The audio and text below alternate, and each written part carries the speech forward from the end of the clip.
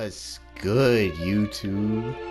It is your boy, Simply Horsey, back to y'all with another NBA Opinions video. I can already know that by the title and thumbnail, you guys know what this video is going to be about, and it's about this current 2020 Lakers team and LeBron's comparison to MJ and what this playoffs could mean for him. And I mean, 2020 has been a crazy year starting off. With everybody staying home, sports coming to an end, even the NBA bubble in Disney World. Man, this year has been crazy. But something that has been a little bit even crazier. The Lakers play of late against even the Rockets and the Nuggets. It seems like they're really coming together and playing like a team. Rondo's playing like an all-star. Anthony Davis is playing at MVP level, and LeBron is, playing like LeBron. But here's the little thing, and I know Lakers fans, LeBron fans, I know you guys are not gonna like to hear what I'm about to say next. But let's get real for a second. Do these playoffs matter? Now, I know even other than Lakers fans are not going to like hearing that. Do these playoffs matter? But I mean, coming off of a break, no home court advantage, and just teams not being fully prepared for the bubble, even though teams did have time to. Are these playoffs going to have an asterisk or a kind of made up champion type feeling to it years from now? And if so, and the Lakers do win the championship this year, how is that going to hurt LeBron's legacy against MJ?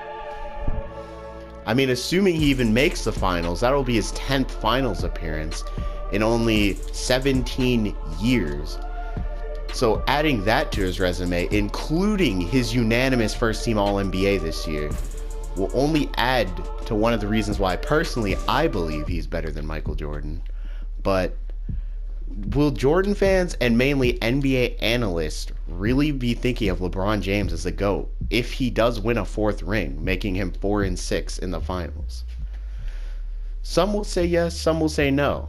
The reasons for yes being, other than Bill Russell, nobody has really made it to the finals and had the success in the finals such as LeBron James, even though you could consider LeBron unsuccessful due to his finals record. But then on the same side, the argument is, well, he needed help.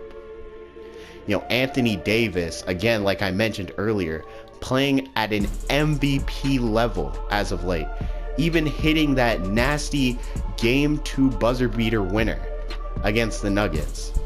So really it comes down to having a team built around you, having that 1-2 superstar. And quite frankly, I gotta side with LeBron fans on this one. I think if LeBron can manage to win the championship at the end of the year, he will become the best player to ever really pick up the basketball.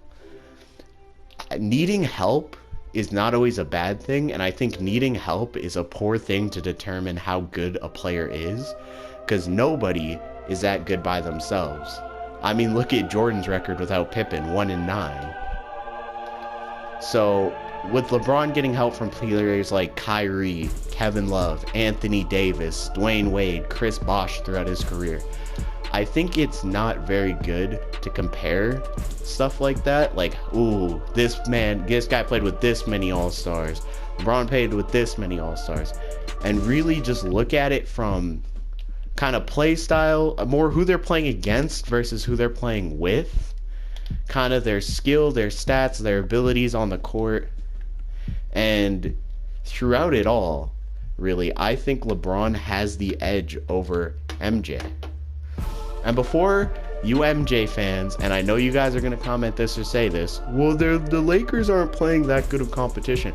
There's a reason teams like the Nuggets, Heat, and Celtics have made the conference final, because these are top teams in the NBA. No bottom-seeded team is going to make the Clippers blow a 3-1, or no bottom-seeded team is going to dang near sweep the Bucks out of the playoffs. But you are going to go and complain about lack of competition. if anything, like I mentioned earlier, with everybody having time off of the bubble, this has been maybe the most level playing field playoffs potentially ever.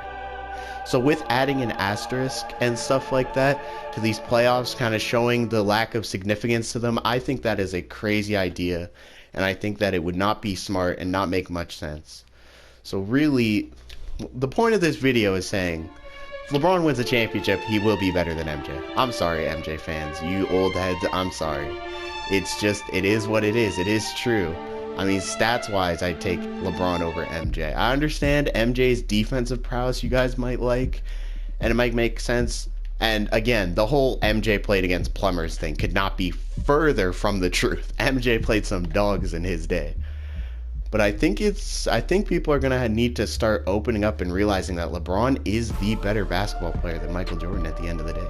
I think the rumor of Anthony Davis carrying LeBron right now in the playoffs is getting a bit out of control over with how Anthony Davis has been playing, especially over the last few games, instead of the whole playoffs. Anthony Davis so far these playoffs is averaging 29 points, 10 rebounds, and 4 assists on pretty good shooting.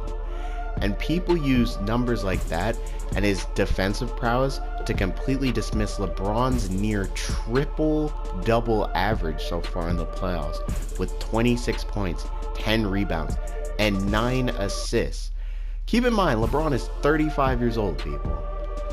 And I think seeing the disrespect towards the numbers LeBron is putting up by saying, oh, he's playing easier teams, oh, he's playing teams not as good, oh, he played the Rockets, a team without the center. The Lakers had to go and earn that. They had to come into the bubble and play their 8 games and earn that. They had to go throughout the regular season and earn that spot in the playoffs. So to say that they're just getting it easy mode, like they didn't have to earn it or play for it, is quite frankly just super disrespectful to the Lakers. And for who I think that the Lakers are most likely to play at the edge of the playoffs in the finals is, quite frankly, I think it's the Heat. I think they are a better team than the Celtics. I think they got more experience. They're better defensively. They got better perimeter shooters. But between the Lakers and the Heat, honestly, I mean, a lot of people might say this is an easy choice, but really, we cannot underestimate the Heat at this point in the playoffs. I mean, they have only received 2 losses, one from the Celtics and one coming from the Bucks. But I do think I would give it to the Lakers in 6 games. Do I think it would be close series? Yeah. Do I think it could potentially go to 7? Of course it could. But I do have the Lakers winning this one. I do have LeBron winning his 4th chip. And I do have Anthony Davis winning, weirdly, his 1st, with him not having much success on the Pelicans in his career. Don't get me wrong though, I am on the boat of people that would love to see the Nuggets come back from multiple 3-1 down leads and come back and win the championship. I think it'd be crazy if they fell down 3-1 in even this playoff series against the Lakers and came back and won, even though as a LeBron fan I know that would forever seal the gap between him and MJ, and the whole GOAT debate I think really would just come to a complete halt and a complete close. But yeah, that's about it for this video. But it's been your boy Horsey. We oughta.